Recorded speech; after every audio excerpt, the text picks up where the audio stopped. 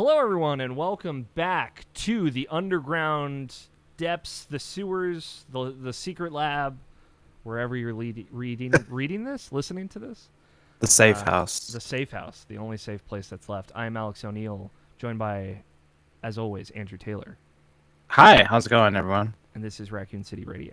Your not one-stop shop for talking about Resident Evil games in thorough detail. Yes, Season 3. Welcome back. season 3. This is our third go around. Still spooked, still scared, still terrified. Yeah, I would say. yeah. Honestly, yeah.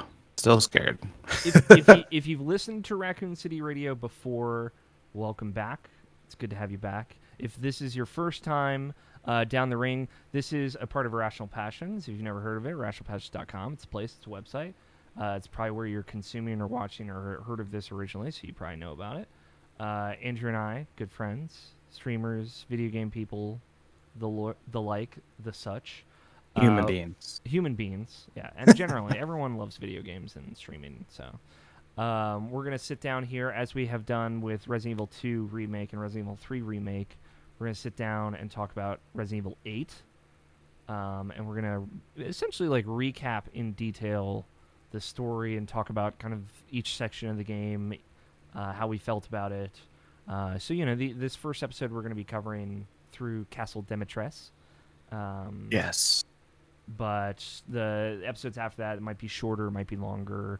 And then after we finish recapping the show, which we're estimating, recapping Resident Evil 8, which we're estimating is going to be about 3 episodes once a week, we're going to hopefully sit down with some folks and talk about it.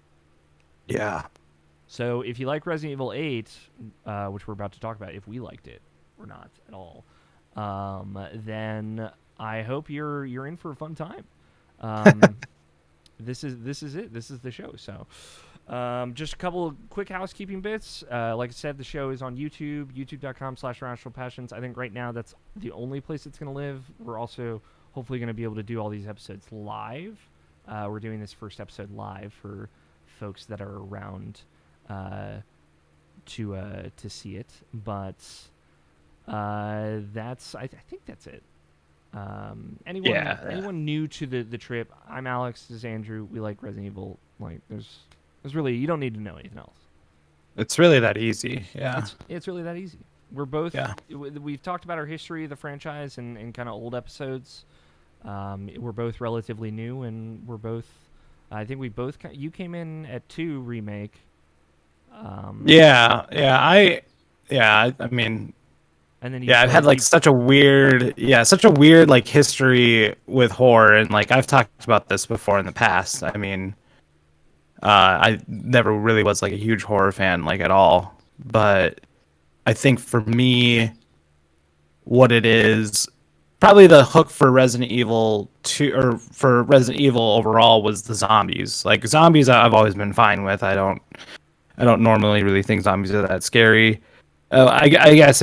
Unless, you're getting swarmed by them and you're just getting eaten alive. That sounds terrifying. But, it's not good. yeah. But, like, when Resident Evil 2 Remake was announced, what was that, like 2017 or something like that? 2 remake? Yeah, I think that was, it might have been 2016. 2016? No, 2016 was RE7. So, yeah, it was 2017. Yeah, 2017, yeah. They finally announced that. Like, I remember watching that whole video of the perspective of the rat or the mouse. Do you remember that like reveal video at E3? Oh yeah. And I was like, what? Reference. Yeah, I was like, what is this? And then obviously everyone freaked the hell out when they realized that it was Resident Evil 2 Remake. And I was like, I knew what Resident Evil was. I just didn't have any connection in the series though, like at all whatsoever at that point. But I was enamored by the first like gameplay that we saw and just everything. I was like, oh yeah, hell yeah, this looks sick. And then ever since then, we've been doing this show, and I've been watching my lore videos, and we played Resident Evil 5 together. We played 5 together. 7 together. 7, 2, 3, 8. Just a handful of the games out of the series, but yeah, I mean, I would definitely not call myself like an aficionado, you know, like someone who just knows absolutely everything about Resident Evil, but like I'm definitely a very big fan of the series now, and it's one of those things where growing up, like I had a huge, you know, like with video games, like you'd always kind of pick like your favorite franchise, right? Like for me, it was Halo. Like a lot of kids, like growing up, like first person shooters, Halo, or like I don't know, the Pokemon series on, you know, like on Nintendo system or whatever. You know what I mean? Like just something like they kind of latched onto, and I felt like I haven't had that for like a really long time in video games. But like ever since Now it's Resident Evil. Resident Evil. Yeah, now for me it's like it's Resident Evil. Like that's the thing that I'm so excited for every time something new comes out, like more than pretty much any other series. You know what I mean? So that's kind of my history with Resident Evil. Yeah, I played 4 way back when during my GameFly era of high school. So that game came out in I think 2004. So Yeah, I didn't play it probably till 2008 or 9. I played it on the Wii, and I liked it. You know, I modern me has more problems with it than me at the time. I really, you know, enjoyed it at the time. Talk about it a lot, I'm sure, when we talk about yeah, Resident Evil 8. So yeah, then I from there I saw the E3 demo for RE5, which is 2009, and I played that all the way through with a friend. I was very into 5, and then I like fell off for a while, and then I came back in with 7, and yeah, I've been a huge fan since. 7 was my favorite up until 8, and so then I played 2 and 3, and I've gone back and played some of 1, but I don't. It's yeah. not particularly my cup. I like 1. It's just, you know, that we've talked about how we want to just sit down together and play that. I feel like Yeah, I've never, you know, like I it's the most said, fun like way to I'm play not. it, I think. Yeah, like I'm not like, you know, I'm not the world's biggest Resident Evil fan, but like I haven't played 1. I've only beaten half of 4. um Yeah. and like I probably won't ever play 6 unless like someday I'm just like screw it. You know I've what I played mean? Like about just 50% of 6, which is to say about 18 hours. 18 hours. Which is so funny to me. Like after that they were like we can never do this. We can never make another Resident Evil game like longer than 10 hours. If it's longer than 10 hours, they're out. We figured out. We can't put it on the shelves If anymore. it's longer than 30, we're out. I feel like you could backtrack a little more. Yeah, for real though. But But yeah, like I yeah. think that Go ahead, sorry. I think that generally sets it up. That's Yeah.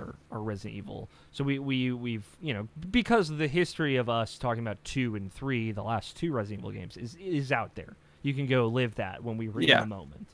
Now it is May of 2021, and Resident Evil 8 is upon us. So we're gonna start just with some general spoiler-free impressions. What'd you think, Andrew? You finished it. You were close to did. finishing it for a little bit.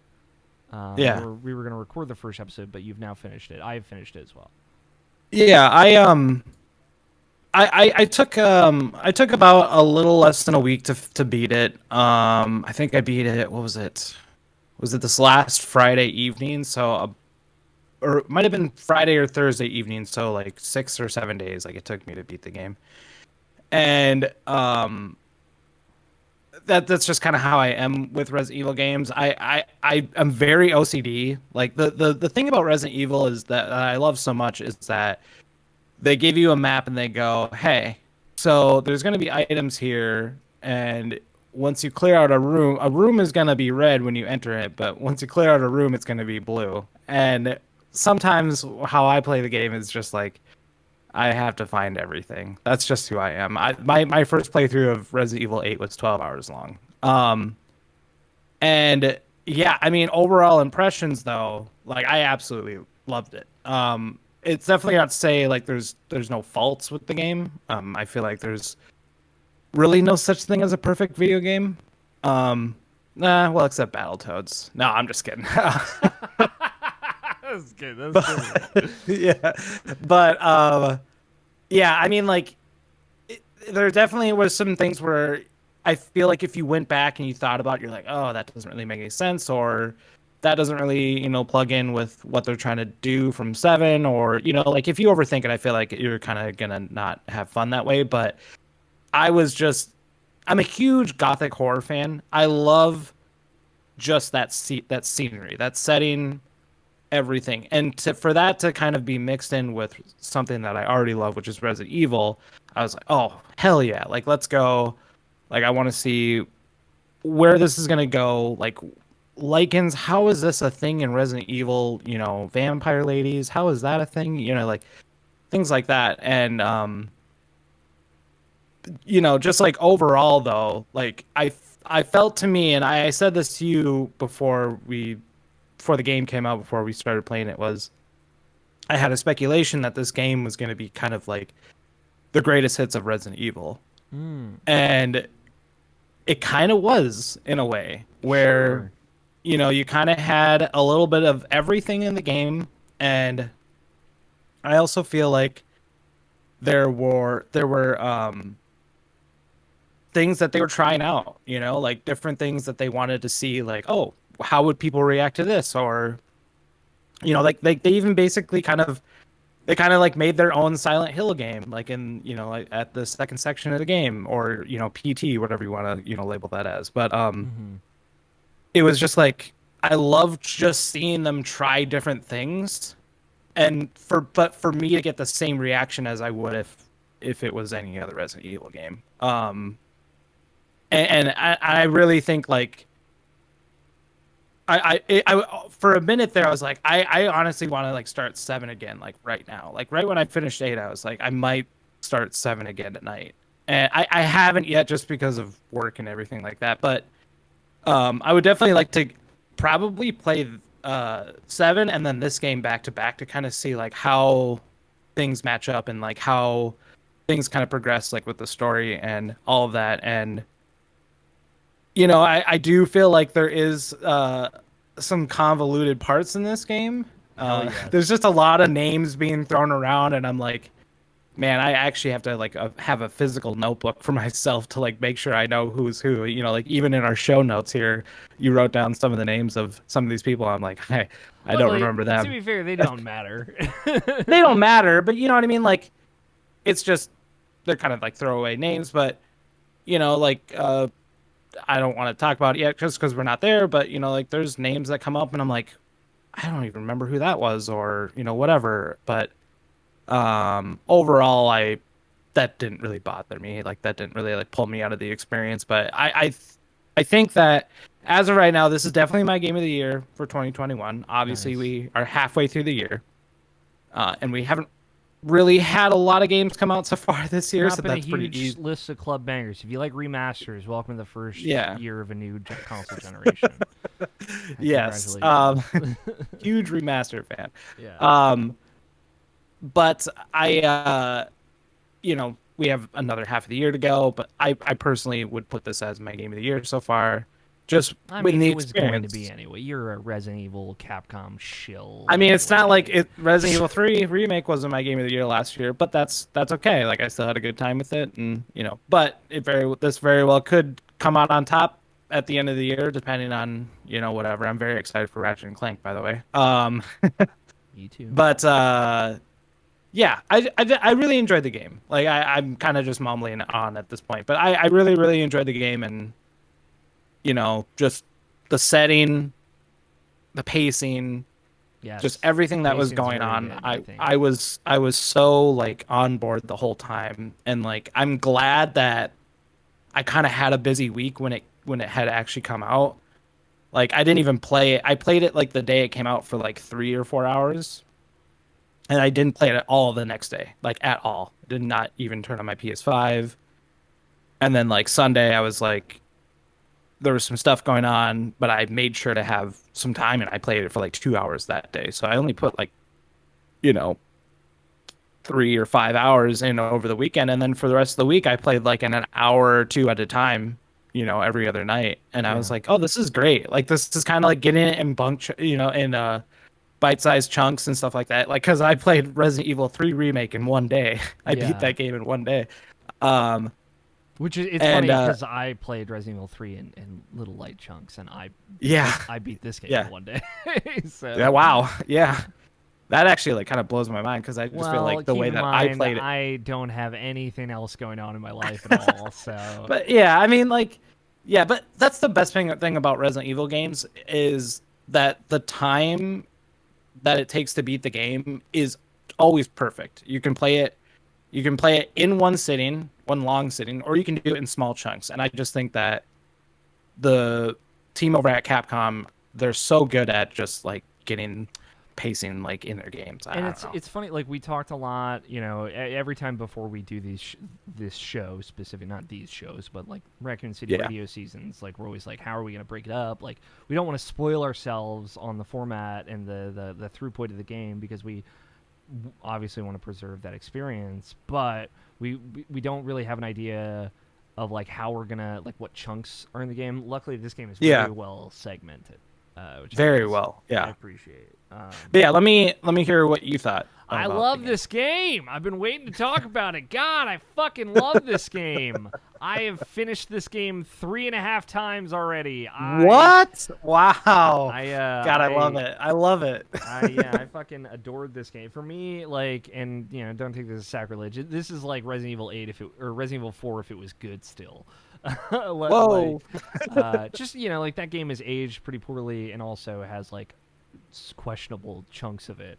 Where, Some people would argue with you on that. They can be by wrong. the way, it's it's okay to be wrong. It's okay to be wrong. No, I mean, like, the game doesn't control as well as I would like a video game to control. Hey, man, that's why it's coming to VR, right? We've all just been waiting for it. Yeah. We asked for it. They But, gave it. I mean, this game specifically has everything that I loved about Resident Evil 4 and Mm-hmm. modernizes all of those aspects. It has everything that I love about Resident Evil 7 and just kind of evolves on that because that is it's very clearly the blueprint for this game that kind of evolved as it went on. Yeah. I just love it. Part of what you're saying, obviously, the architecture, the gothicness of it. I am a huge fan of that as well. And what I love too about this is that you do get a lot of shades of different environments. And some of them feel reminiscent of Resident Evil the past. Some of them feel very fresh. Honestly, Castle Demetress, it's very Spencer Mansion, but it is also very cool and fresh in its own way. God, I want to live there. I know the dungeon has like its own vibe. Like there's this great like cellar where you're like just waist deep in blood the whole time you're walking there, and it's like it's gross and just so unique. I lied to my wife and said it was wine. She didn't. She was watching and she was like, "Is that blood?" And I'm like, "No, it's wine. You're fine." It could be wine, but bad track record at that castle. Yeah. I just loved it. I loved it front to back. There's no part of this game that I did not adore. Even the factory. I guess some people don't like that part of the game, but I loved it. And it felt really fresh for because it does kind of and we'll get there in episode 3. It does scratch the kind of lab itch a little bit, but it is its own thing in a really cool way. It's just like the Duke is great. The shop is great. Weapon upgrades are great. The each different guns that you get throughout inventory is great. I could spend all day there. And I played this all like that weekend. Just like that first binge was like hours and hours and hours. I took one break in the middle to make dinner, but it really clicked with me. Firing on all cylinders. Awesome. And a lot of it is because like it reminded me how much I loved 7. That was one like in 2017. That game making its way onto my Game of the Year list was pretty impressive. I thought because you had Breath of the Wild and Persona 5 out in that year, and I still I really loved 7, and I thought that game was so cool in how it was a first-person Resident Evil game, and then getting back into this. And, we've played 2 and 3 since. It's like, oh, yeah, this is, kind of different. It's the same, but it's kind of different. And it feels kind of fresh comparatively. I've seen less of this. Yeah. For sure. I'm a big fan. Yeah. No, I'm really happy to hear you say that.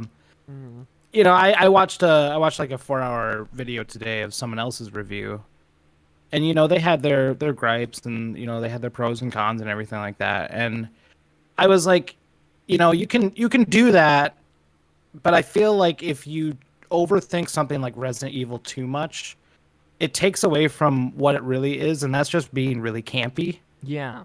And I think to me that's what's so special about the series is just like how campy it is. Sure. Um, I think it toes the line very well, and we'll talk about it as we progress through the game, but there is an yeah, escalation of silliness in this game that I think absolutely. allows it some breathing room, some wiggle room, let's say, in Yeah, certain parts for me. And obviously, those are going to be kind of the spoiler points that we'll talk about later. But yeah, but for me, I thought they like built up to it well enough, right? hmm, Versus I think about something like RE6, where it's like this whole game is just this crazy over the top garbage, and it doesn't, and you could say like RE5 is like a yeah, build up to that, but instead I feel like you get like your RE6 moment in this, and it's instead of being the whole thing, it just gets to be like this really fun part of this experience. And that's the kind of silliness I'm talking about. Like they yeah, lead into it so it could have its moment, and then they're like, all right, now we're done with that. Like, yeah, that was silly, but we're moving on now. yeah. RE6 to me, like just because from what I've seen and what you've said, and clips and whatnot, and people talking about it, RE6 to me feels like a ride, like a roller coaster ride that just doesn't know when to stop. Sure. Where it's like, oh, we're just all gas, no brake, baby. Like, okay, like some people like that, and I get it. RE8 to me felt like a haunted house. Yeah. Kind of having like, I don't know if you've ever been in a haunted house, like whatever at Universal or your local county fair or whatever, but or even actually a real haunted house, but like what I mean. Like there's there's kind of like a tension building there, you know what I mean? Yes. And it's not all given to you at one time and just like shoved in your face. It's like it's almost out there for you to discover in this particular setting, and I love that about this game is that it's never just like shoved in your face. You have to basically just turn the next corner, and who knows what's going to be there. So Totally. And talking about tension, like and we mentioned at the top, like the pacing I think is really great, and it's benefited by that segmentation of like, when you get to a new area, you're gonna have to build up a little bit before you get to the wild shit, right? Like, oh, so absolutely, you yeah. have these nice little breaks where you can kind of come back to the village, chill for a minute, recollect yourself, get ready for the next Unlock part. some extra stuff that like Yeah, you weren't yeah. able to Find some before. Like I secrets. loved that. Yeah, Yeah. it's very good. Like, them working with this hub area, it was a really smart choice for sure. Hmm. And it, being, it's the whole thing. It's Resident Evil Village, right? So you kind of know that, like, all right, I'm gonna be kind of going to different parts of this, but the way they execute on it is very great. And part of that tension is like tense and release, tense and release. Like, they manage to like have these great escalation moments, and that's what I mean, right? Like, you get to a moment where things are like explosions and crazy, like they're gonna build to that moment appropriately. That's not just gonna kind of drop out on you. And save for Yeah. like the opening of the game, where they're kind of trying to introduce you to a lot of stuff. So like when it's unlike Resident Evil 6, where it's like explosions from the word go, we get a little bit more context for when explosions start to pop off, and it's not just explosions. It's Yeah. more than that. There's tenseness, and there's the opening of the game, and kind of like the creepy factor of it. Yeah. So let's you want to dive right in? Let's dive right in. So I've broken the game up into parts here. So we're doing parts 1, 2, and 3 today. I feel like it's worth noting. We'll start here, and we'll refrain from future spoilers. I've mentioned a couple things up until now, but we're in media res now. We're in the story. We open up with this. We'll talk about the thing I was going to talk about in a second, but we open with this great storybook movie, which we got that tease from in the original trailer, but now we get the whole thing. Hmm. What'd you think, man? I love this. I did like I liked it a lot. It was funny because I put the game in. I was watching the opening cutscene, and my wife came in and she's like, "Is Resident Evil?" And I'm like, yeah, they're trying something different here, kind of giving you some kind of, backstory, I guess, through like an animated cutscene. And I kind of enjoy the creepiness of it and like the storybook style. I like that. Yeah. To what you were saying, And this felt them being a little experimental, right? Like this was yeah, they're them just trying stuff out. Yeah, trying I stuff out. really liked them kind of giving us hints to what the game is alluding Yeah, to right from the foreshadowing. get-go. Yeah, Yeah. foreshadowing. Lots of foreshadowing. But yeah, no, I appreciate just kind of starting out that way instead of, how all Resident Evil games start out. It's just, buck ass wild, but and just having kind of, some of that foreshadowing given to you in a storybook form was cool and doing something different. And then, This is the first Resident Evil game that I feel like has started pretty chill.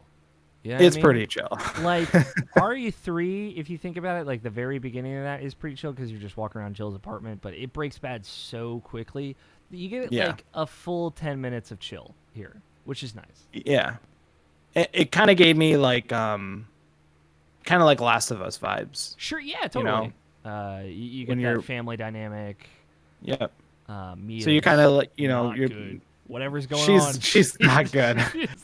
She's not doing too great. She's I'm like, oh girl. Every word, every sentence like that finishes with her, I'm like, Ethan, you need to get out of the house. Yeah, I was like, I in my head I was thinking to myself, she's reading the story to Rose, and Ethan just being Ethan, very cautious, somehow made it through 7, is like, yo, chill out on the story. And Mia's like, what the hell did you just fucking say to me? Like, and I'm like, so bro, you might need to just chill out there for a second. I get that you want to. You're sleeping on the couch tonight. But yeah, for you, it's not for her. Yeah, yeah, exactly. And I kind of, it almost like gave me a flashback where I'm like, oh man, she's gonna start crawling up these stairs again. Yeah. She's gonna take out the chainsaw and cut my arm off all over again. We're just doing the same thing. Yeah. We don't live in a vacuum. We knew how this game was going to start with Chris rolling up. But I don't know if you had the same feeling of like, maybe Chris is right. Maybe she's just crazy. Maybe Chris is right here. No. Talk about traumatizing, him just busting into dinner time and just, for sure, capping your wife 5 times while she's on the ground bleeding out. But I do want to say there's a reason. The thing I was going to bring up now that once we get out of the storybook, we get great looking video game baby. Very shout outs. It's hard to make babies look real in video games, but I feel like Rose looks. Yeah, the baby. I was like top notch baby. Yeah, because you got the kind of like the neck chub, and it's like that's what a real baby. That's what a baby looks like. Yeah. This game looks incredible. Jesus Christ. I think regardless on whatever you play it on, it literally doesn't have. Yeah, I played on PS5. PS5. Yeah, I think even like PS4 or PS4 Pro. Did you see like some of the graphics? Like I watched this stuff for that. Check out Digital Foundry. Obviously, I know that I watched their Foundry. PS5 and Xbox Series X breakdown. Yeah. I watched some other videos of people doing like playthroughs like on a regular PS4 and like Xbox Xbox, like the original Xbox one didn't look too hot, but PS4. Yeah, PS4 Pro. I was like, whoa. Yeah, I'm sure the One X version probably looks great too. It's man, this game looks good. Really good looking game. It's one of the best for me, and I'm gonna throw this out here: best looking hands in video games. Best looking hands. These are the most realistic. I mean, to be fair, those hands are also going to get nailed. Exactly. And maybe that's why. But the hands in this game look great. Everything looks great. Rose looks great. Mia looks great. All the hair and stuff. Yeah, this is absolutely the environments. Like just him. Yeah, I was gonna say the environments in this game are some of the best looking video game environments. Yeah, at least right now. Yeah, him walking around the house, kind of. And I don't know how long I looked at everything. I spent my whole time. I was like, I'm gonna hold this baby as long as I can because nothing's gonna hurt me while I'm holding this baby. I turned 5 minutes into 15 minutes of me just walking around reading things, getting context. Yeah, that's what we walk around the house. We get like the messages from the hospital. From they've been living here for a little bit. They're in Europe now.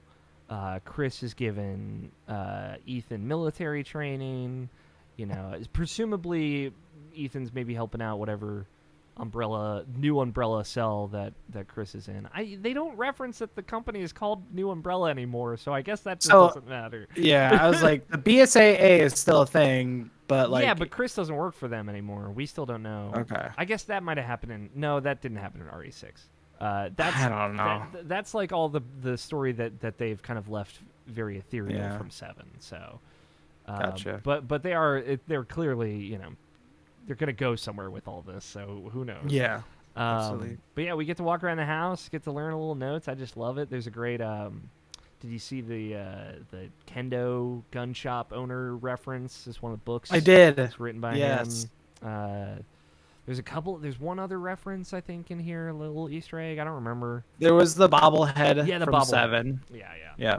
And I was like, oh, that's nice. And he's like, oh, I feel like I should get rid of this. I'm like, well, smash it. You did have a traumatizing time in Louisiana, so you probably should. Shouldn't think about it. We don't talk about it. Yeah. Oh God. Oh Mia, I'm sorry. And then Chris rolls up, and a lot of gunfire, just in an open house with a child. I guess they waited until the baby was upstairs, and maybe that's what they were waiting for. I assume. I don't know, dude. They roll up. It gets bad. Yeah. Chris looks like a tree. His neck is just a trunk. I'm like, oh man, these Call of Duty models are looking great this year.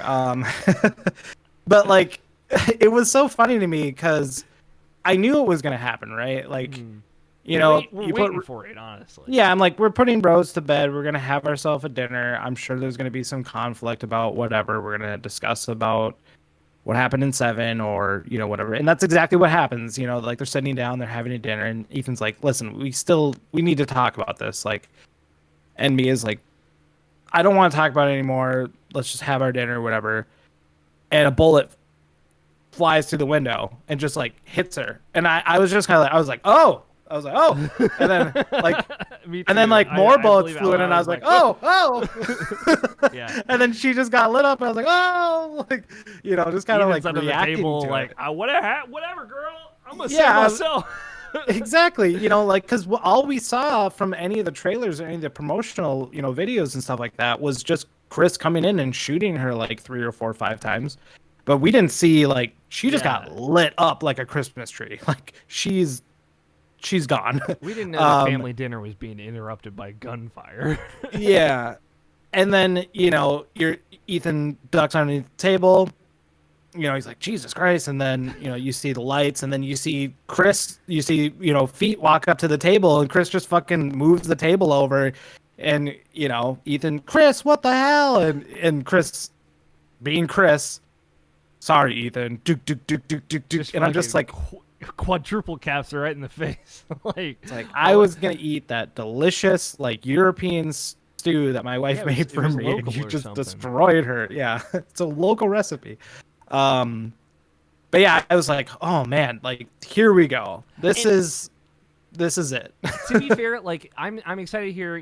This is the part that I know. I'm at this point like, how do we get anywhere from here? And of course, it's pretty unceremonious. They load you up in a truck like, hey, we're going to take him to some secure location. Ethan gets knocked out, and then we wake up. Truck situation's bad. Truck not crash. A great truck situation. It's not a great truck situation. It's dark. The truck is gone. The guy is dead. The cell phone is broken. And that's it. I like that the impetus for this game is just like, that's it, dude. Car crash. Yeah. It's very Alan Wake. Wake. Kind of in the shit now, I guess. This is it. You're now at the village. Congratulations. And I kind of just once him and Rose had been taken from the house, and Chris is kind of standing there at the doorway. You got Call of Duty looking Black Ops dudes all over the place. They're just real meatheads. Like just they can barely move to like wipe their asses. As a wall, like a whole wall. And like they load me into a truck, or they hit me over the head, where I'm like, all right, classic video game thing, just butt of the gun to the face. I was like, all right, cool. And then he wakes up, and I'm like, this yes, like just get me into it. Here we go. I knew something like this was going to happen. Like we said, bad truck situation, the usual. And I'm a fan obviously of, the cell phone's going to be broken. Yeah, let's just get into it, you know? Yeah. And then he picks up the dossier and it's like, we eliminated the target. We have taken Rose and Ethan from the house, whatever. And I'm just like, what is going on? Yeah. And, you pick up the phone and the guy, and you're like, where's my daughter? And, whatever. And the guy's like, oh, this is a secure line, blah, blah, blah. And the phone obviously crackles out. And then you got to get out of there. And then you start making your way through the woods. And I'm just like, I have no idea what to do, where I'm going. Obviously, I have a flashlight, thankfully. But how did you feel about that whole trek through the woods? Because that shit was just scary. Yeah. So now we have arrived at part 2, as I call it. Welcome to the village. And this is like when we get truck crashes, we're in the dark. This is very Outlast-y, which I appreciate. But this is like me, like intro to RE7, like classic, like, all right, let's walk around some spooky houses. I'm like, I don't know about you. Once it got all dark, I'm like, let me wrap this darkness in me, and I am ready for a spooky night. and like truly, I just like, what you walk through, and it's nothing's hurting you or anything. It's just creeping you the fuck out. And I was just like, these are the vibes. And I'll be honest, like truck crash, I was like, is there going to be some other transportation? We move around, we get some nice little spooky set dressing. And you had told me, I love, like, you had played a little bit of this game, and then when you would come back to it, you were like full in on the scary factor. You were like, I didn't know I was going to wear, I didn't think I was going to play this game with headphones. Did you end up doing that? So I didn't, because the headphones, my headphones that I have for gaming are really only for like multiplayer shooters like Apex and Valorant and stuff like that. So I wanted to invest in a nice pair of headphones, and I didn't want to do the research to do that, just because I was like, I want to just dive into this game. But I think on my next playthrough, I'm going to get a nice pair of headphones and play it that way. But I mean, if I have to assume that's how you played it, and I'm sure the experience itself was like, just you actually feel like you're in the woods, and especially if you're playing this in a dark room at night, which I did play at night, a handful of times in my living room, lights turned off and everything, and just kind of getting that full experience. I was like, oh yeah, this is very creepy. I grew up in a very small town where like it was surrounded by woods, and I remember walking out in the woods in the middle of the night with like my friends and stuff like that growing up. Like it's really scary. Yeah, so like it just kind of brought back. Yeah. It's dark, man. Like, yeah. These games, and like your flashlight's like not pointed like directly in front of you. It's like down on the ground. I'm like, bro, you got to bring that puppy up. It's dark, man. It's not going to cut through this. There ain't no like I got to I got to see what's going on. I got to know, man. Just pointed at a tree or something. Yeah. But just like, it's good vibes, walking man. through the woods and like still, like hearing branches break and just like the wind howling and just like having that whole experience. I'm like, oh yeah, like this is I can see where this whole like gothic setting is kind of being set up. Totally. And so we get a nice little crawling through a pool of blood situation. It's great. Ethan gets his hand cut, and I'm like, so it begins. Little barbed wire shit right there. I know vampires can smell that. We kind of get a nice little walk through the village. I love a lot of bodies get dragged just off screen. I know me, Alex O'Neill, playing this video game, that werewolves are around, that the like can be about. But I love that Ethan's like, what the fuck is going on, man? As Ethan is wont to do. We meet this guy doesn't. I don't even think he gets a name, so I don't feel bad not writing his name down. We meet old man Weathers, whatever you want to call him, just trying to make his soup in peace and quiet. This man who like knows he's the only like living dude is like, I'm not gonna go to Louise's house where everyone else went. I'm gonna stay in my house. I'm gonna make some soup. Yeah. Which just seems weird. But we meet him and he gets got. It does not go good for him. He does give us not a gun, at all. He does. Which I was like, all right, getting a gun early on. That's usually a bad sign. Well, actually let's roll back here just like a couple of minutes. Mm-hmm. Just walking after you leave the house that gets destroyed, Mm-hmm. by the lichens, obviously. And It's lighter outside. the It's sun like is starting very to more, rise. yeah, it's dawn, and just kind of like rolling through that crevice in the rocks, and then you just are in the Oh village, yeah, you and get that it's nice that vista shot. just the most. I honestly was like, this might, aside from like Last of Us Part Two, like this might be one of the best looking video games like I've ever seen. It has to be like It's up as there of for right me. now, Yeah. and just like seeing the castle in the background. You can You see. got the So I've played through the game multiple times now, and on yeah, the kind of repeat playthroughs, I was specifically like looking for stuff yeah. that I might have missed the first time because I did miss quite a few things, and you can see all five like major locations from this vista. Can you see You House you can see. Beneviento? Yeah, you can see the house. It's like raised up. You can see the windmill from the lake off to the left. You can see the factory all the way in the background. Yep. You can see Castle Demetres, obviously the village, and then the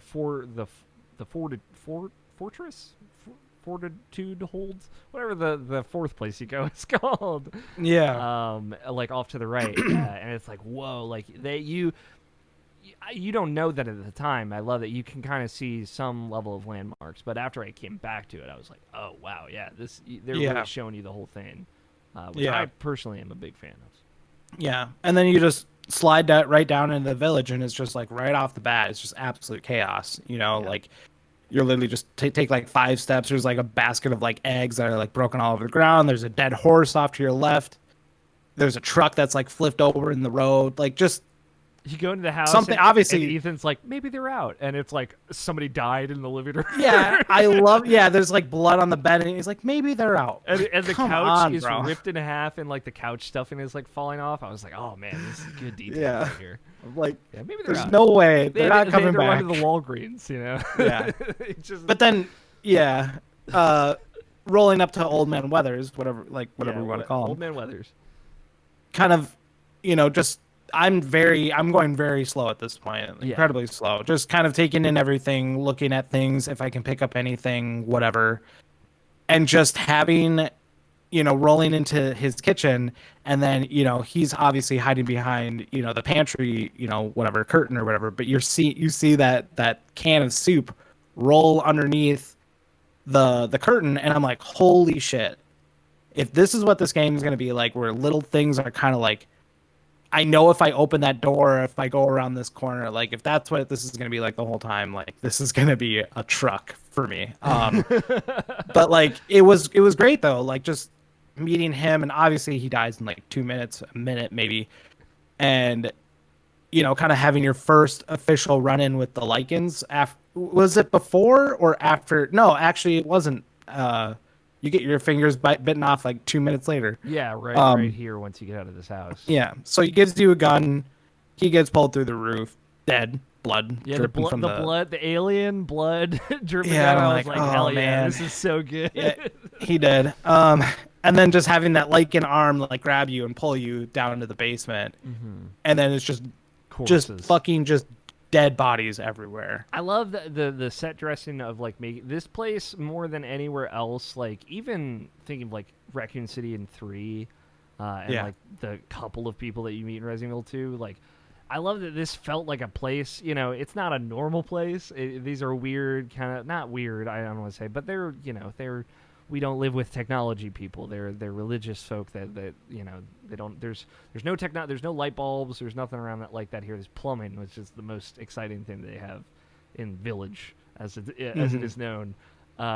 So but there were people here and they were just doing whatever, and now they're all dead. Yeah. And Yeah. pretty recently dead too. You find out this all kind of happened today, which sucks. Yeah. But Hell of a wake up call. yeah, I do. I love that. We meet a handful of people. There's just normal ass people here, which I appreciate. Yeah. Including Old Man Weathers, even though he's dead. But yeah, we get a we get a lichen. We get ripped through a wall by a lichen, and he bites our hands, and Yeah. he bites off a couple of fingers and half of It's your whole pinky and most of the ring finger. Ring finger. And your ring is still on there too, which I thought was a nice touch. Yeah, I actually really like that a lot. One thing I like about this whole interaction with the first, that's all I'm saying. yeah, great hands. Strong hands. Incredibly strong hands. Like can hold a baby. I need his hand. Was the thing that I really like about this interaction is obviously there's a lot of tension going on. You know, you're like, what the fuck is going on? But when you're finally thrown out of the house by the lichen and you're getting up and, you know, you're kind of like trying to get yourself together, when you look over and he's walking out of the house towards you, you can't see him. It's great because like you can't see it, but you can see like his hands kind of like the shadows touching the wall. Stellar. And I was like, is my HDR just like really on point, or is like this game just like super dark? Either way, like this is great. Like I love atmospheric stuff like that where it's just like super creepy. Like I can't even see, and you can see his eyes too because their eyes are white. Glow, yeah. They get like kind of like a reflection in them or whatever, you know. But I love that. Yeah. All the transitionary lighting from indoors to outdoors, like they do so much stuff so with that. Good. And you know, part of it is those traced rays, but part of it is just like, man, they just paid so much attention to like mood lighting in this game. And it's funny, you know, like you said, like dawn kind of happens, and so you're walking through this village in like that kind of bright, overcast pre-morning light, and it's still scary as hell. It does not matter that it is light outside. It is still just a uncomfortable time. So you kill your first lichen, turn around, go out the gate. You go through that gate, and then you're walking up to like that barn house. There's a body that's in the door. And you're just slowly walking away or walking to the door, and it just gets pulled through the door. And I'm like, they do that so many times in this game. It's crazy every time. I'm like, this is so great. Like like it's scary. Like if I was in this situation, like I've already. You're already like, my daughter's dead. I'll go. Yeah, like everything is. This is but just to have like those little details, like I said, you know, like the soup can rolling or like the body being dragged through the door, things like that. They did it so well in this game, and it really added like just little things to the game that I feel like I haven't really seen a lot in other Resident Evils besides 7. You know, like 7 did some of this stuff too with like, you know, the Marguerite like reaching for the lamp and like dragging that away. Like that is hand coming. Totally. Yeah, I was like, oh fuck no. So and like again, just to talk about what we talked about at the front of like the opening is very chill. You know, we get the great storybook, and then it gets very over the top very quickly with Chris like popping 300 bullets into Mia's body. But then again, they break all that tension, they reset, and then they build it again through this really slow escalating scene where you have no weapons, and you know you're just kind of building up to when you fight the first lichen, and it's scary again, and you're shooting like 6 bullets, and it feels like a big deal again, right? Like they reset that tension really, really well. And then they build up again here to now it is the lichen fight, which very full-on RE4 reference, which I love. You just, you know, at some point, you hear over the radio that people are going to Louisa's house, and they're like, all right, well, I should leave. And then it's like, nope, lichens are here, and there's a big one, and they're just keeping coming. You kind of have to just, it says survive the lichen attack, which I love. Great objective. But yeah, this is a full homage to RE4. Oh, absolutely. And it's incredible. They even let you board up houses again, just like that game. Yeah, I mean, this is that people go and just play that first chapter of RE4, and that's it. Then they stop playing the whole game because it's so good. So this, you know, just them kind of doing it again here, I just love it. I would have loved it even more. Well, it probably would have been too much to have like a direct reference where, you know, how Leon is fighting all the villagers, right? And the bell tolls and they all leave and everything like that. Mm-hmm. My favorite thing about that opening is just Leon being like, he's just standing next to like a pile of like burning bodies, like, where'd everyone go? It's just like a Resident Evil 4. To be fair, they kind of did like maybe they're out. Yeah. Actually, that's a really good point. Like, it's kind of Yeah, it's so hilarious. Like I just love these characters It's because they're just so goofy, yeah. and I love kind of like Resident Evil 4, just like starting like that, and I love this starting just like this too, where it's just like absolute chaos, and like you said, the objective it literally just says like survive, like, and fight. I'm like, bro, I have like 6 bullets. Like, how am Yeah. I supposed to survive? There's like 12 of them. And Like, it's how am I also supposed like to survive this? just the detail of the homage. Like there's a Yeah. shotgun on a table in a house that you can Yep. find or you can miss. Yep. You Like can board up the house yeah, just you like board up the before. houses like just like for. There is like a sniper tower too that you can go to. Yep. But then a big guy rolls up, and it's cool. Like there's a big guy that rolls up in that opening section of RE5 that you can, you basically have to survive in that as well. Mhm. If you'll recall our infamous playthrough. Yeah. But in RE5, there's a whole thing where you can kill that dude on New Game Plus with better guns, and there's a trophy for killing the big dude. Yeah, Urias. Here, Yeah. Urias. In this first attack, as opposed to when you would normally fight him later. Yeah. I I've saw yet that to do trophy that, and I was like, huh? which tells you how hard that motherfucker is. Yeah, he's packing for sure. Yeah, you can put a lot of Magnum shots in that guy on New Game Plus, and he's still going. So Really? Oh yeah. man. I could probably get him Yeah. now at this point, but Absolutely. Yeah. I just like that whole it's opening great. though. I just like the feeling of knowing that there's no way that you could survive this unless something interrupts it. You know what I mean? Like unless something like just happens right now. Like there's no way because like you're running around in circles.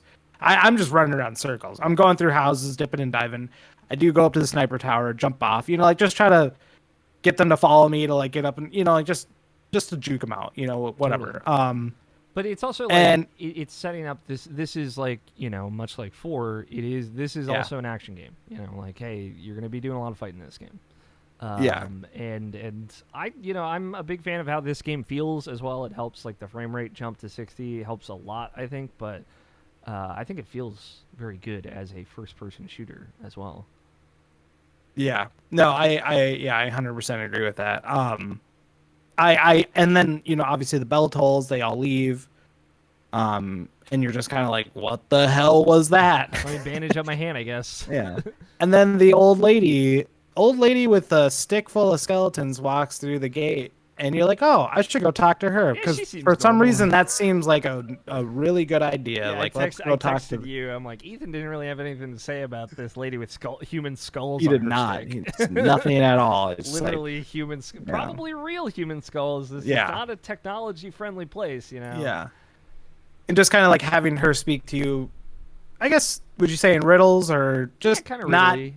She's just not giving you any the context. child is here. Everything has gone to hell since the child arrived. Rose. Yeah. Yeah, the great Rose. Great creepy old hag. Very creepy. Yeah. Reminded me of the witch from Snow White. Oh yeah, very much so. The very appley, with the big crony nose.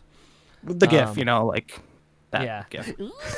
Like sliding away. She does kind of do that through the doors. Like, she does do bye! that. Yeah, and like just kind of like, and a great laugh too. Like just a great super evil crackle. And I'm just like, yes, like this is what I'm expecting. This is exactly what I want, and this is perfect. But just like having that conversation with her and trying to, I guess, kind of figure out what's going on, and then she's like, the bell tolls, they're coming again, and she just like, hunkers off away, and I'm just like, oh man.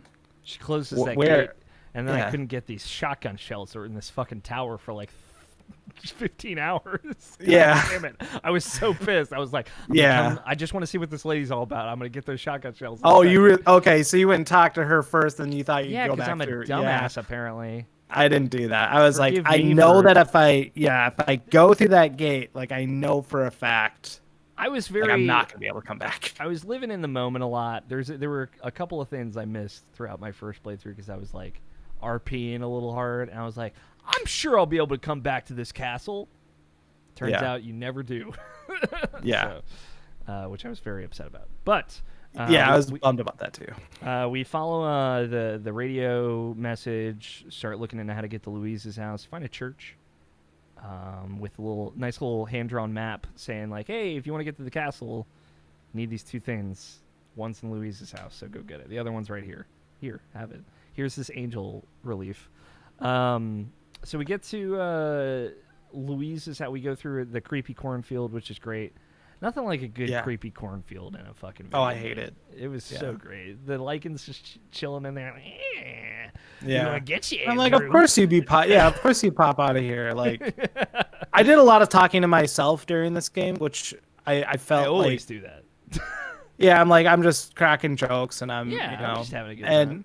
I'm like, of course you'd be hiding in here. Like, where else would you be hiding? Let's hide in the cornfield, and then when I walk through, let's just scare the shit out of me. And like, of course. It's not like they put a much bigger, scarier monster in there later. Don't worry about it. Oh my god. Still haven't gotten that guy, but yeah, that guy's a motherfucker. I missed all 3 of my shots. Hey, it happens, dude. But we after we get through the cornfield, plenty of exploration around here. Not, I would say, like, this is more of like, now that the intro is over after that you meet the hag, and now you're kind of in the game proper. So it's a lot of like going into buildings, looking, checking the map to see if the floor is still red, then looking around. I love, this is when they show up for the first time. So another call out, another mechanic just straight lifted from RE4, which are hidden little treasures around the environment that you have to shoot down. Took me a while to figure it out, but once I saw the first one, I was like, oh shit, like RE4. Yeah, and it just love it. I know for a fact that I missed some of those treasures, but most of them, there's nothing, none of them are like actually like critical treasures, just so they're all like crystal fragments or crystals. That's it. Yeah, the ones that I think are in the environment are usually just the crystal fragments. Are like 2,000 or like 5,000 lei or whatever. But yeah, no, like once I found my first one, I was like, oh, that's literally just like RE4, and like I'm totally cool with that. Like, like I said, feels like a greatest hits. Yeah, it's great, and it's the good greatest hits. It's not like it's not like the RE6 greatest hits. They're like, oh, well, I guess that's kind of here too. But, now I think about it, but yeah, they had to respect those fans. Yeah, so the all 6 of them. And that one giraffe with that horny blowjob. But we get to Louise's. We meet on the way to Louise's house. We meet Elena and her father Leonardo, who seem like normal people. Again, I was just like, I didn't expect Leonardo ain't doing too well. But he's not doing good. He's bleeding out on the ground, but and he's also kind of a shithead. But I mean, like, he's an old guy. Like, yeah, it's my village. Your old guys are either going to be dickheads or they're just going to be the nicest old just guys. A sweet old up guy. Listen, if your village just got attacked by a bunch of lichens, I cannot blame you for not being a nice old man. Like, I just have to assume you're probably going to be an asshole, and that's exactly what it is. I guess. He's like, more from Leonardo. Yeah.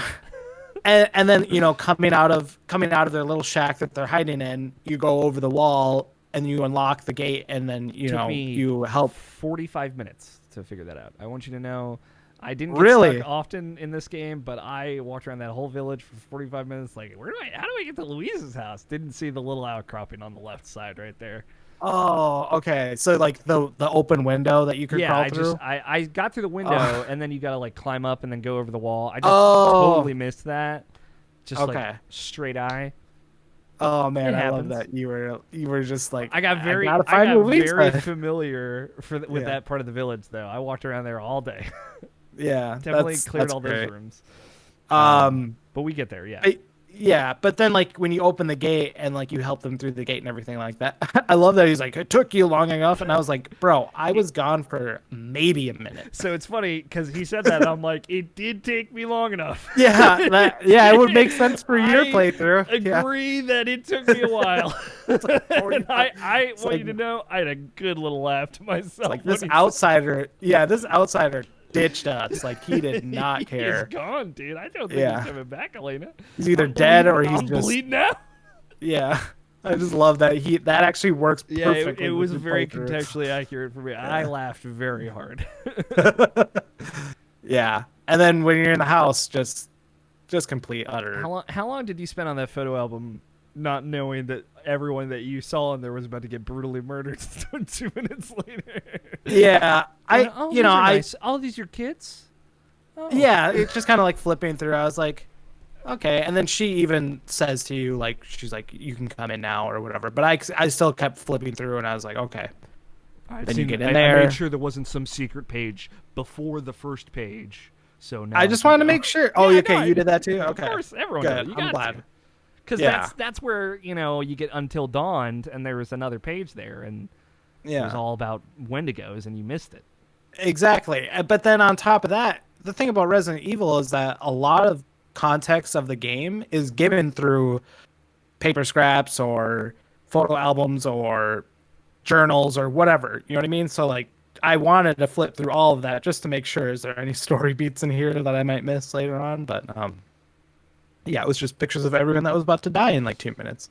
Great scene, though. Oh, this is like, this game plays a lot with like different types of classic horror or like standing in the kind of original parts of genre horror.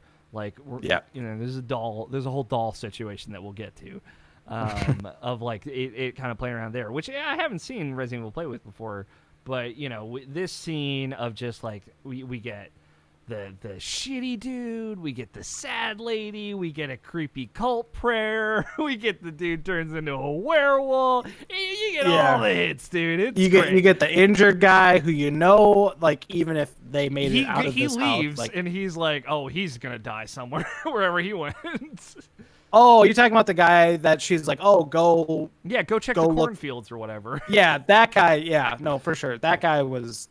I knew he ain't coming back. But then also the guy in the stilts too, or the crutches. Yeah. I was like, even if he made it out of this house, there's no way he's making it out of this situation. Yeah. And exactly, they handled that for us pretty quickly. I love that it just got so bad because the shot kind of parodies the dinner table shot from RE7, right? And it obviously kind of parallels there. But these are all people that want to help you and protect you and it goes as poorly as it possibly could versus kind of like your assailants. But they also seem to have a lot of faith and a lot of reliance on Mother Miranda. Yeah. And at this point we have no idea who that is. There's been mention of it.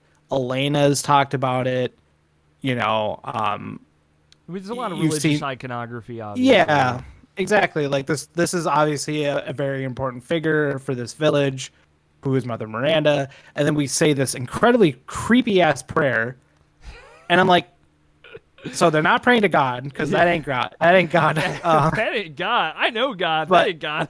That ain't God. And so, and Ethan's response is, I've heard that before. And not like, oh wait, no, okay, so we're doing a cult prayer. Like, oh, I apologize. I'm sorry, I didn't know this was a cult, you guys. I can just go. But I just love that he was like, I've heard that before. Yeah. Oh, that sounds familiar. God, I love that. Yeah. My wife read a creepy book about this shit once. And then it goes really bad. Leonardo turns into a lichen, or is turning into a lichen, kills the host of the house, Louisa. Oh yeah, just fucking brutal. Yeah, works. The drunk even tried to fight him though too. Like, he took the bottle to the back of Leonardo's head, didn't make it. Crutch guy didn't even see him go down. The lady got her throat ripped out. The crying lady, she just got her. Yep. But then Elena comes in, total badass, shotgun to the hip, which for people who don't shoot your shotguns that way, that's how you break a hand. Just for everyone, just for safety out there, because she was at the hip, and I'm like, ooh, you got to put that in the shoulder there.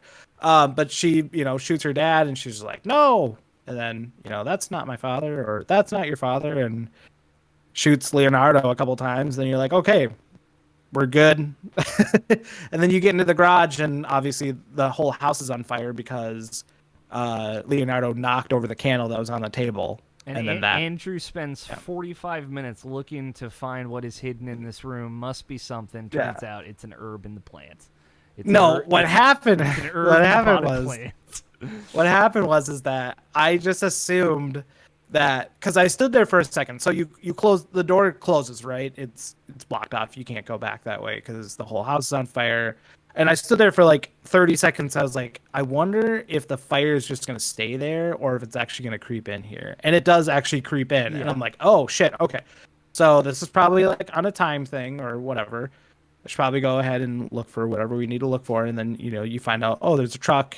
There's a key somewhere around here because there's an interaction for the key to the truck. And then you find the key, you find the screwdriver, a lockpick or whatever.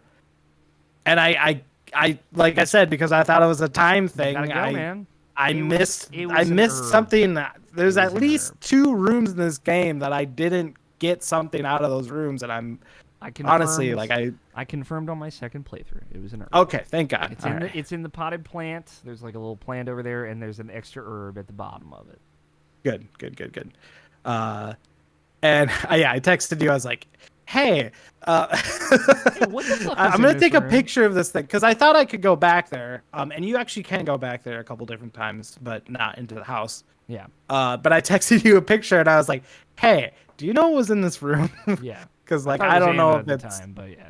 Yeah, and I have to assume they would never do something where it's like, if you don't pick up this attachment now, you're not going to be able to get it later. You know what I mean? Like something like that. So I assumed it was either they only do that with one thing, and it's like a collectible. It's always for like secondary stuff. So okay, like I was like, it's either going to be one of those goat collectibles, a crystal fragment, an herb, or like ammo or something. But you never know. Like I thought maybe I missed something else.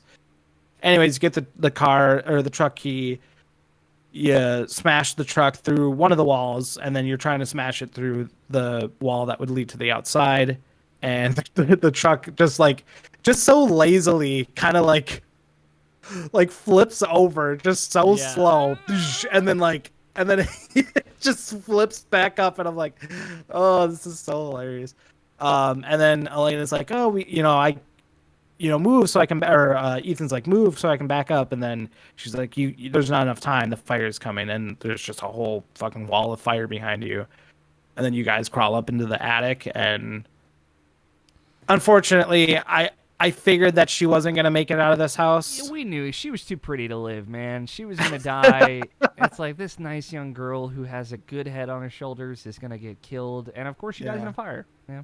Yeah. And I'm like, she had so much potential. She had so much to live for. She could have been Rose's new mom, but that ain't happening. Like, whoops.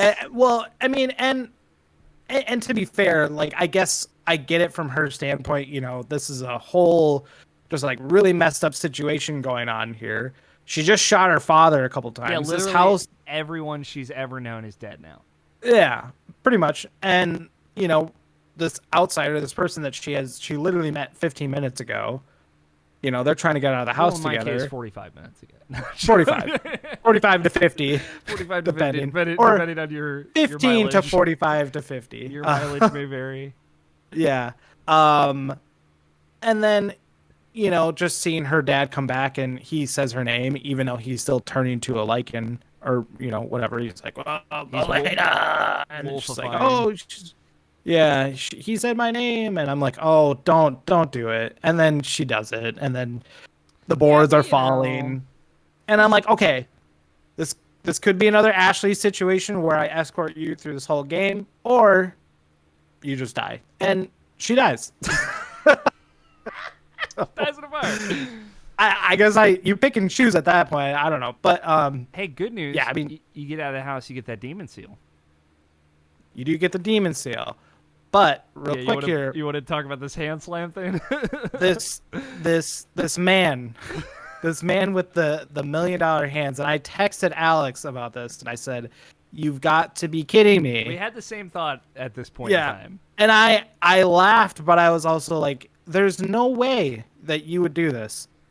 So about 30 minutes ago, you get your fingers bitten off by a lichen. He wraps it up, whatever.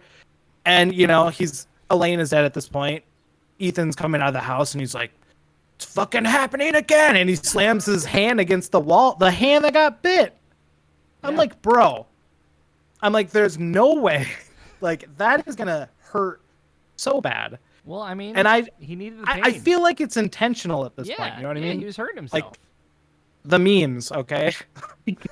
There's no way you're gonna slam your half-eaten hand against the wall and be like, "Oh, I'm pissed off. It's happening again." Fuck. You know, It's like like when you hit your chest to piss yourself off to get yourself ready to fight somebody. It's like that.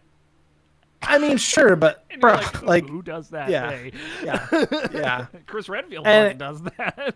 I thought it was so funny, and I loved it. I Dude. was like, this is the campiness. I love this. Yes, it's ridiculous, but this is what I expect. And he gets out of the house. You get the demon seal. You open the gate. And there's the guy that went out of the house and into the cornfield. Oh yeah, he's and, like, and who's there?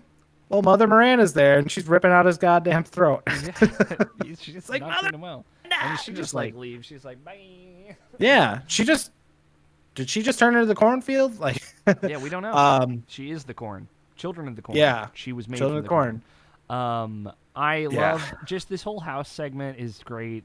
This part really was unexpected for me. And I remember now there was like promo photos of like the diner table, the kitchen, or that living room scene. There was. And Yep. I like maybe had seen them in passing. I hadn't really thought about it.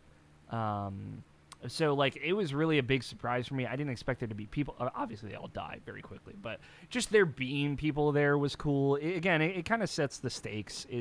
This place was a place, and now it is like very quickly come under siege. Like this all didn't happen. You know, in Resident Evil 7, it's like this place has been gross for multiple years at this point, 3 years. And whereas, like, you know, this has been a weird place, but it just broke bad, so you're kind of watching everything fall apart. And you get, spooky scenes like that to kind of be in there, be in the moment.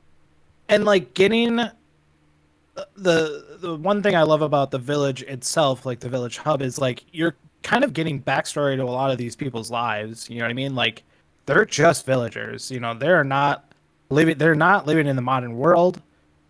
They're very much secluded against everything else. They're very self-sufficient. It's everything that was implied in Resident Evil 4, but more directly stated here, which I really appreciate. Exactly.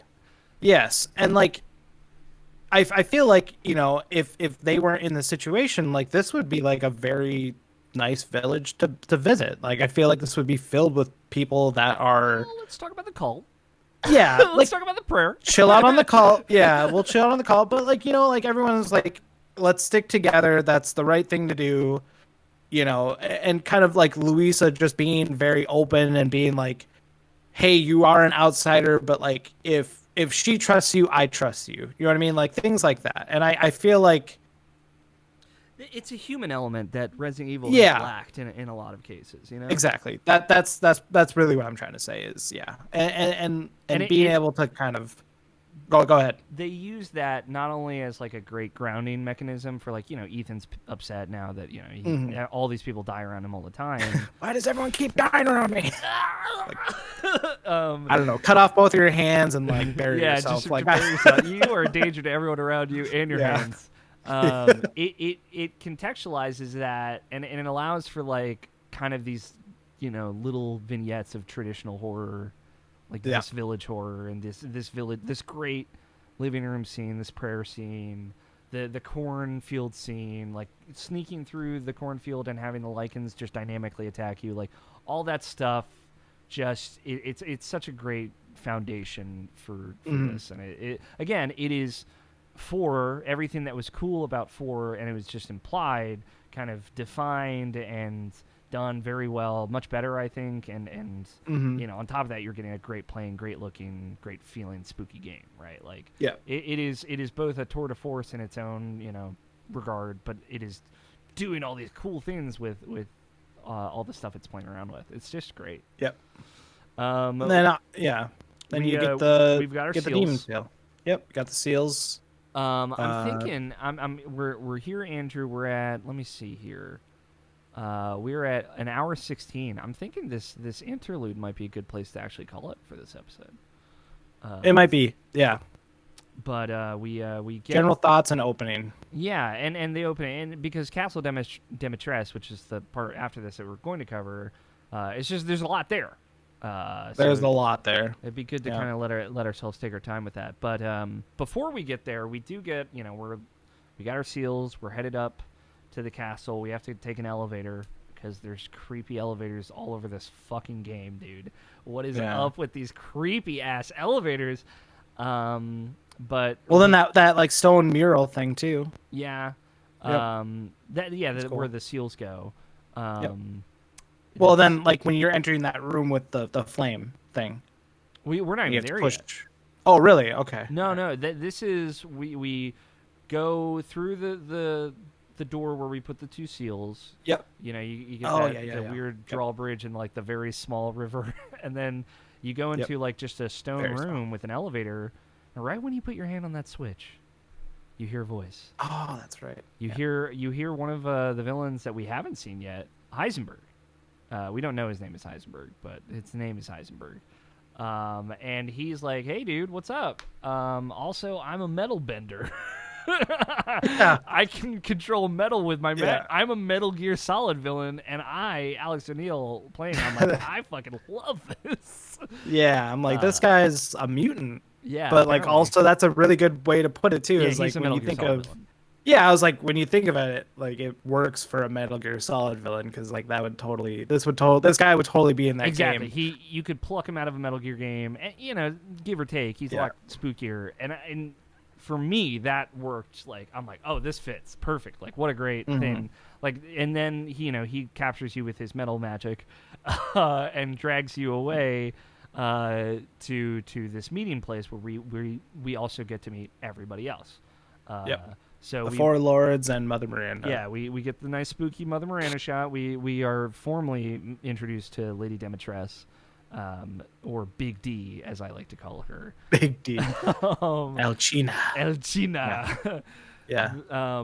We meet Heisenberg officially, and we also get to meet the creepiest fucking doll you've ever seen in your goddamn life. Held by is it Denna? Is it Deanna? Angie. Well, Angie, I think, is the doll. Angie's the doll, and then Donna. Donna. I thought it was Donna. It's Donna right. Beneviento. Beneviento. Yeah. Yes. Yep. We meet Donna and what's the doll's name again? Angie. Ugh. Angie God. and Donna. Yep. That doll, man. And Morneau. And too. yeah, Moreau. Moreau. The Okay. weird Dr. Moreau, as a reference to Dr. Moreau. Very creepy looking, monstrous hunchback figure, and these are Four Lords. Yeah, I I knew about. I'd seen Heisenberg from I think he was in the first trailer, and I thought he was going to kind of be a third party to all this. So I did too. Yeah, him being in this was a surprise. Obviously, this is literally the first time I ever saw Moreau or Angie and her compatriots, the Bienviento. And this, by the way, was what I texted you about. That was spoiled for me. Oh, this scene? It's because this whole scene was. When I saw it, I was like, well, I've seen it. Whatever. Okay, it's pretty early on, at least. I mean, it is pretty. You're probably like an hour. I guess depending on how fast you play, you're probably like an hour into the game at this point. And I mean, like I would have liked to have that reveal of Angie and Moreau be at in this location or whatever this meeting and honestly place. Mother Miranda as well. Like this is kind of the first the reveal of her, and we saw flashes of her too in a lot of the promotional stuff and a lot of the videos too. But really, I do specifically oh really? Yeah, I remember seeing like just very small clips of like kind of the thing that she wears, like that halo thing that she has. But like this. I guess you could say like this is I saw Mother Miranda too, but another thing was when they were showing like that clip where Lady D throws like she's like talking on the phone with Mother Miranda and she's like, yes, I'll take care of the Ethan Winters or whatever. Like at that point I had no idea who Mother Miranda was until I had that spoiled for me. God. Like so that's what I I hadn't even seen that clip of Lady D on the phone. Okay. So again, like, and I tried to play it pretty close to the chest with all this. So, and we had been talking back and forth at a time of like how much we knew kind of going into it. We were both pretty media blackout. But yeah, this was I all tried to be. Yeah. a big, a big surprise for me. I didn't know about Moreau at all, and all that. So kind of seeing it and be like, oh, like these are the four bad guys. Yeah. Here's the real villain, Mother Miranda. I like that it's like, all right, there she. This we know who's pulling the strings, right? And obviously it's Resident Evil, so in the back of my head, I'm like keeping it open of like, well, there could be someone pulling the strings, but we'll see when we get there. I appreciate, you know, they don't necessarily get that complicated, but it's cool to like just like, again, in a very Metal Gear Solid way of like, here are the bad guys. And they're all cool. But it also felt like an extension of that dinner scene from 7 too. Totally. You know, like even though there was the cult thing where everyone's praying and whatnot, like that felt like that. Obviously, because it's a smaller setting, but like, you know, Lucas is there at the dinner table, Jack, and then Marguerite, and then Grandma's over there in the corner, you know, drooling or whatever. I love Grandma. But this felt like kind of like that too. You know, Ethan was tied up at the dinner table, and he's being force-fed just like disgusting food. And here Heisenberg has caught him. He can't go anywhere. And they're all talking about him like he's not. They're all talking about him just in like really derogatory ways and whatnot, and just kind of like, oh, he means nothing, or you know, whatever. Yeah, I want to kill him. Let's just kill him. Like they're like fighting over who wants to kill who. Him. Yeah, I like that. It's very creepy, you know, in a very different way than that other dinner table scene where that felt more intimate. This feels like you're like coming into like a much bigger situation that you didn't really understand before. And yeah, it's like this is your kind of like tease for the rest of the game, and I just really liked it because again, like I don't know what Heisenberg's deal is at all. You know, those other, you know, Angie and Moreau, like they kind of spin off and we don't see them. They're just fucking super creepy. They were in the scene just enough to be super creepy. And this also is great for setting up Lady D for like she's going to be kind of the next character that you're going to spend a lot of time with. So she gets a lot in this scene to kind of like, okay, I'm already kind of like I get her vibe and whatnot. So. But it also sets up that her and Heisenberg like are not fans of each other like at all. Like they hate each other a lot. Yeah, there's probably a lot more tension going on too. You get the idea that this is not all sunshine and daisies. But Heisenberg seems to command the liking also as he sends them after us. Nice little I love the countdown from 10. Just great supervillain vibes. They all kind of like just show up. 1 here, 2 here, 3 here, another one here, like just, you know, kind of like while everyone's talking, you know what I mean? Yeah. And it's really creepy because once, you know, they make the decision that, oh, we'll let Heisenberg decide his fate, you know, whatever. And then he's counting down, you look around and there's 30 Lycans around the room. And then there's some of them are standing around you. It's like, where the hell did you guys come from? Just like building that like kind of unknown tension. Yeah. You know? I really like that a lot. And then in the background too. It's very good. Yep. Like hanging from stuff, and I really like that a lot. And then great chase scene. I'm getting chased by Lycans and you know, having Heisenberg talk to you over the speakerphone. He's like, run, you know, like it's like Lucas. It's like it's another game. Like you're just a pawn on the chessboard. Like you don't really mean anything to anyone. For the entertainment of these supervillains. Yeah, just like super campy. I liked that though. Again, they set it up in a way that it feels very earned here because like they had all the tension building, broke tension, more tension building, broke tension. This is like after this horrible dinner scene, after Ethan's super depressed, you get a nice kind of silent stretch. And then this is the next thing. It's like just throws you right into it. Yeah. And then again, you know, you get through the chase scene, and then the chase scene's done. It doesn't overstay its welcome. Also. Yeah. Did you die to the spinning things at all? Maybe 12, 15 times before I figured out what I had to do. Really? Yeah. Okay. Another section where it was mostly early on that I was like getting lost a lot, but I died twice. Just because I was like, okay, so once I get into the room where the ceiling's falling on me and the Lycans are staying at like the gate and they're like, you know, yelling at you or whatever. I'm like, okay, is there something in here that I'm missing? Yeah. And I'm like, no, there's no way, because I'm like looking around, like there's nothing I'm missing. Break the boards, slide under through those, get into the next room where the spinning wall is coming at me, and I'm like, okay, do I need to break those boxes first Yeah, I before? kept thinking that too. And I would get to the box, and I'd basically be dead because that wall is actually moving pretty fast. Yep. And so I was like, no, I must be missing something. So then I just trial and error, I guess. Then I turned around. I was like, oh, there's like a crevice back there. Okay, so I went and hid back there. It's good for the payoff of like him holding up the cuffs to the, and it's just like getting hit like and it like smashing up against them. Red hot. It's a great moment. It was great. So. It was really great. Yeah. But yeah, that's and then you're back at the elevator where he. Yeah, they were very friendly. They didn't take you far. Yeah. No. There's just like a little basement that I guess that they just keep on hand. Yeah, it's just I don't know. It's a little fun torture obstacle course. Yeah. Yeah. But yeah, that is I would say that's where we're gonna call it here. Yeah. Setting up for we have the castle in our sights, and hopefully friends and foes along the way to help us get through it. So that's episode 1.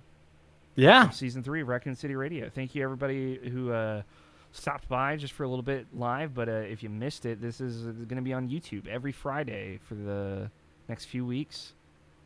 We don't know how long we're going, just because like the second part of the show is going to be us sitting down with folks, and we don't know how many guest spots we're going to do, so yeah, we'll figure it out. Still got to figure that stuff out, but we have more than enough time. And yeah, I'd say 5.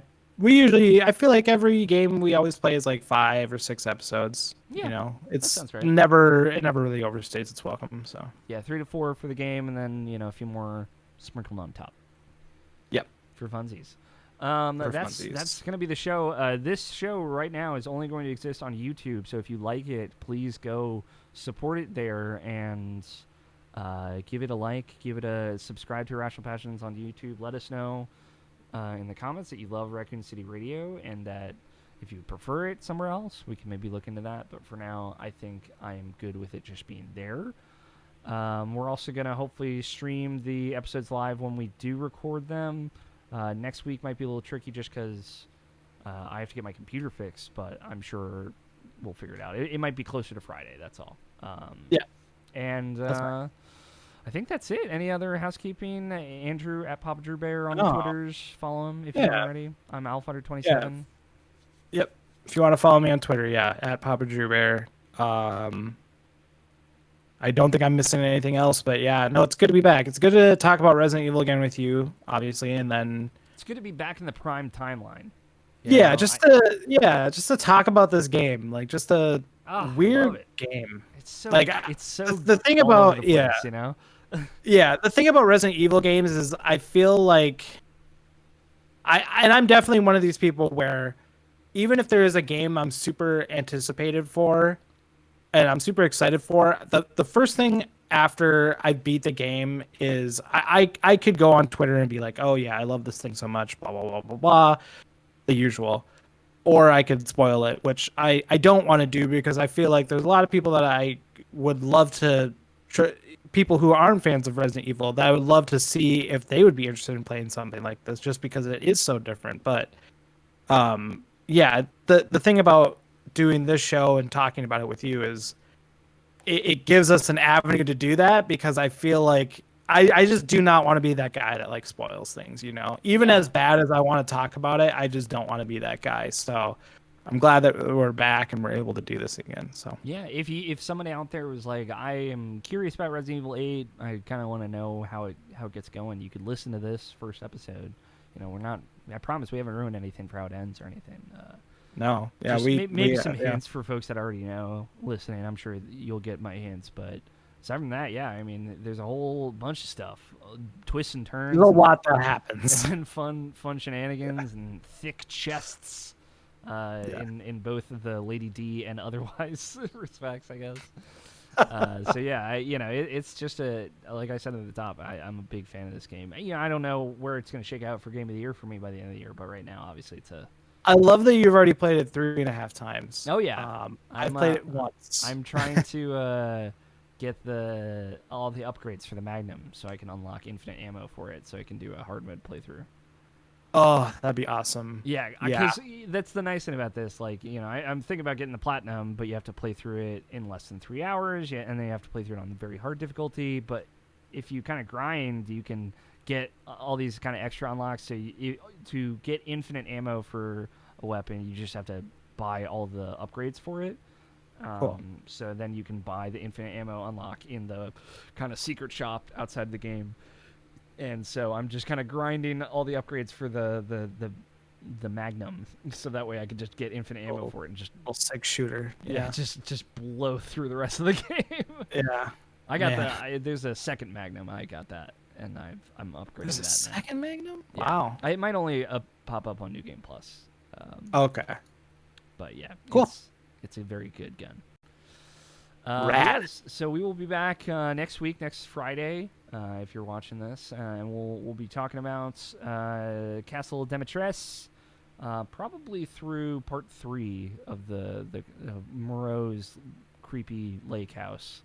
Yeah, House Beneviento is not very long. Yeah, those sections there's aren't some super stuff long, that happens there. but they're fun. They will be fun to talk about. So Yeah, no, I'm very excited to talk about that second house that you go to. yeah. I mean, there's so many great parts. I'm so a lot of excited great to talk parts. about it. Yeah. So yeah, thank you for hanging out. Thanks for tuning in. Thanks to the folks that watched live, and thanks for the folks that watched after the fact. We love you very much. We will catch you next week, and until then, stay alive.